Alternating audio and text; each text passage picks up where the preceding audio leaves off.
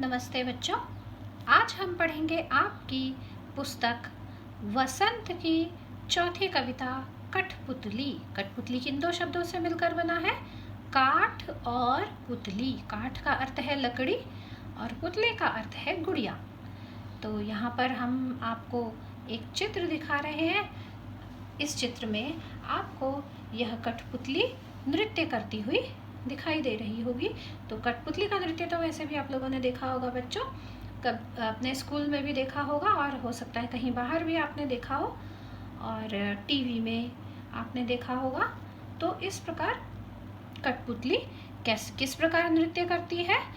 धागे से उसके प्रत्येक अंग को बांध दिया जाता है और अपनी उंगलियों के सहारे कठपुतली वाला उसे नचाता है। इसका अर्थ यही है कि कठपुतली परतंत्रता का प्रतीक है।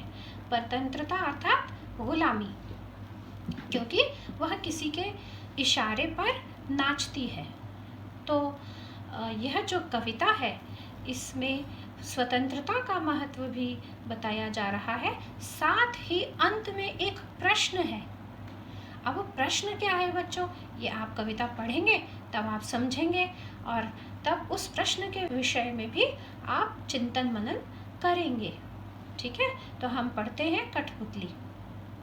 कठपुतली गुस्से से उबली बोली, ये धागे क्यों है मेरे पीछे आगे? इन्हें तोड़ दो, मुझे मेरे पांवों पर छोड़ दो। यहाँ एक वाक्यांश है, गुस्से से उबली अर्थात बहुत अधिक क्रोधित हुई। तो कवि भवानी प्रसाद मिश्र कहते हैं कि एक बार एक कठपुतली को बहुत अधिक क्रोध आ गया। बहुत ही अधिक क्रोधित कठपुतली हो गई और वह कहने लगी कि मेरे आगे पीछे हर ओर ये धागों से मुझे बांधा गया है। क्यों? आखिर ऐसा क्यों किया गया है?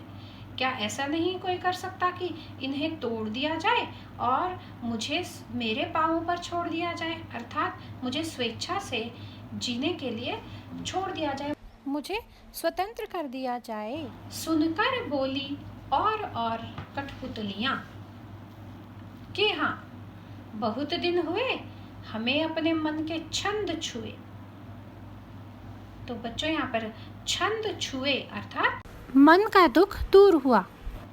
अब एक कठपुतली ने जब इस प्रकार कहा, अपनी इच्छा व्यक्त की कि मुझे स्वतंत्र कर दिया जाए, तो उसकी बात सुनकर दूसरी कठपुतलियां भी कहने लगी कि हाँ, तुम सही कहती हो, तुमने स्वतंत्रता की जो बात की है वह बिल्कुल सही है।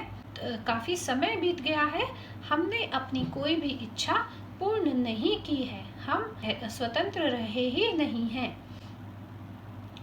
अब फिर पहली कठपुतली जिसने शुरू की थी बात, जो गुस्सा हुई थी, बहुत अधिक क्रोधित हुई थी, वह क्या कहती है यह जानिए। मगर पहली कठपुतली सोचने लगी, ये कैसी इच्छा मेरे मन में जगी। मन में इच्छा जगना अर्थात कुछ सोचना, किसी कार्य करने की इच्छा रखना। बहुत सी कठपुतलियां पहली कठपुतली की हाँ में हाँ मिलाने लगी, उसकी बात से सहमत हो गई।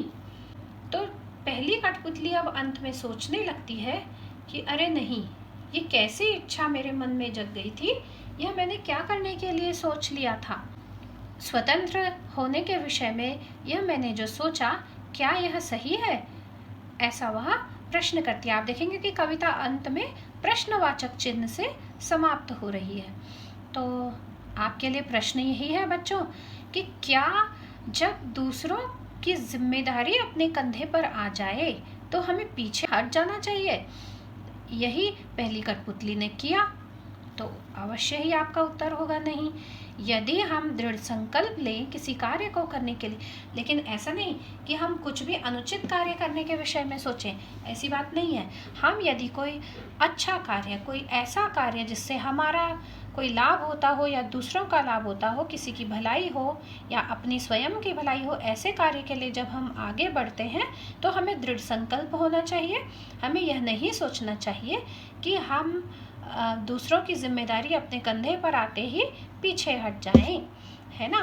तो स्वतंत्रता का महत्व तो बताया गया कि स्वतंत्र होने की इच्छा तो हर किसी की होती है, कोई भी परतंत्र नहीं होना चाहता। आपने पहली कविता में भी पढ़ा था कि पक्षियों को पिंजरे में बंद नहीं करना चाहिए। इसी प्रकार कोई भी प्राणी हो, मनुष्य हो या कोई भी प्राणी हो, कोई भी परतंत्र रहकर जीना नहीं चाहता। हर किसी को स्वतंत्रता बहुत मूल्यवान प्रतीत होती है।